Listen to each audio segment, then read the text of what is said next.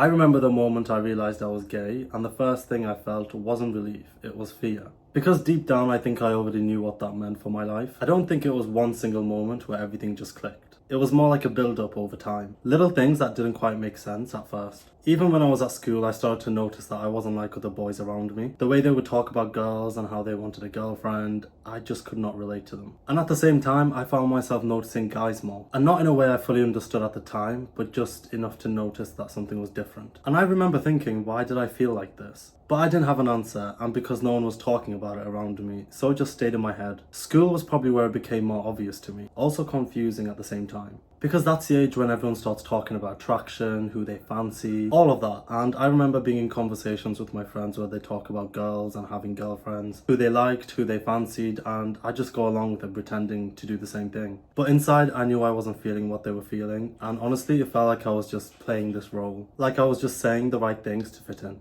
Whilst also at the same time, I was having different thoughts that I didn't understand. I remember there were moments where I'd notice certain guys in school, and I'd catch myself thinking about them in a way that felt different. So I would immediately shut it down, so I'd tell myself, no, don't think like that. Almost like I was always policing my own thoughts. And I'll be honest, there was even a time where I had a crush on my teacher, a male teacher, and that really confused me, because that wasn't something I could just explain away. That wasn't something I could just be like, oh, it's nothing. That made it feel real, and I started questioning myself. Why am I feeling like this? But instead of exploring it more, I pushed it down and I tried to forget about it, because now it felt even more obvious that there was something different about me. That's when the confusion started to turn into something heavier, because now I wasn't just noticing it, I was actively trying to suppress it. And then there came a point where I just couldn't ignore it anymore, where it stopped being a question and started becoming an answer. I remember having this moment where I just thought, I'm gay. And even saying that in my own head felt heavy, because it wasn't just about who I was attracted to. It was everything that came with it, my family, my upbringing, what people would think, and what it would mean for my future. It all hit at once, and instead of feeling clarity, I felt panic. And I think this is something that people don't talk about enough. But during that time, I remember I found myself quite judgmental towards people who were openly gay. And even homophobic at times, if I'm completely honest. Looking back now, I understand why. It wasn't about them, it was about me. Because they were everything I felt like I couldn't be.